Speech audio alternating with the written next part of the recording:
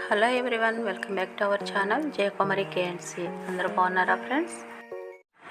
మరి ఈరోజు వీడియో వచ్చేసి ఎంతో టేస్టీగా ఉండే ఆనియన్ ఎగ్ బాల్స్ ఎలా చేసుకోవాలో చూద్దామండి. చాలా బాగుంటాయి. మరి వీడియోని అయితే స్కిప్ చేయకుండా లాస్ట్ వరకు చూసి లైక్ ఇవ్వడం అయితే మర్చిపోకండి ఫ్రెండ్స్. మీరు ఇచ్చే ఒక లైక్ మాకు చాలా వాల్యుబుల్ అండి. అలాగే మన ఛానల్ని కాస్త సపోర్ట్ చేయండి ఫ్రెండ్స్. మరి ఈ ఆనియన్ ఎగ్ బాల్స్ ఎలా చేసుకోవాలో చూద్దామా. మరి ఈ ఆనియన్ ఎగ్ బాల్స్ చేసుకోవడానికి 2 ఆనియన్స్ని ఈ విధంగా పొడవుగా కట్ చేసుకొని ఒక గిన్నెలోకి అయితే తీసుకోవాలి. దీంట్లోకి 2 పచ్చిమిరపకాయలు, కొంచెం కొత్తిమీర కూడా కట్ చేసి వేసుకోవాలి. అలాగే దీంట్లోకి కొంచెం జీలకర్ర,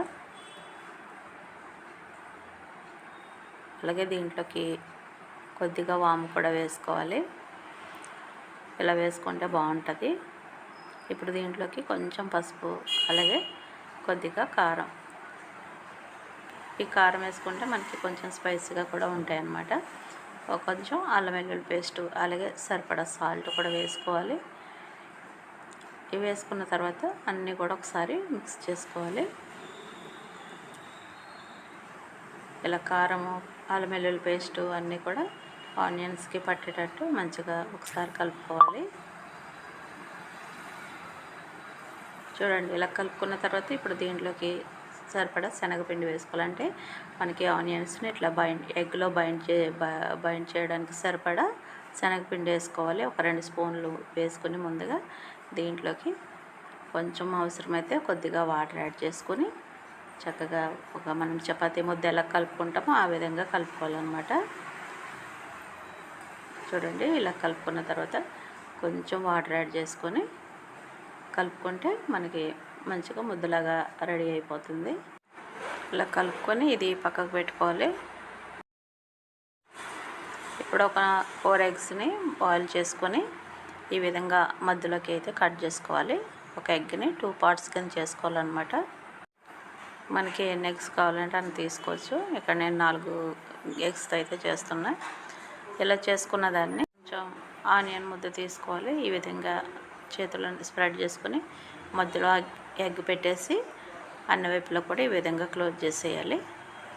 అవసరమైతే చేతికి కొద్దిగా ఆయిల్ కానీ వాటర్ కానీ అప్లై చేసుకొని మనం క్లోజ్ చేసుకోవాలి. ఇప్పుడు చేతికి అంటుకున్నా కూడా అది నీట్గా వచ్చేస్తుంది అనమాట. చూడండి, బాల్స్ అన్నీ కూడా ఈ విధంగా రెడీ చేసుకోవాలి.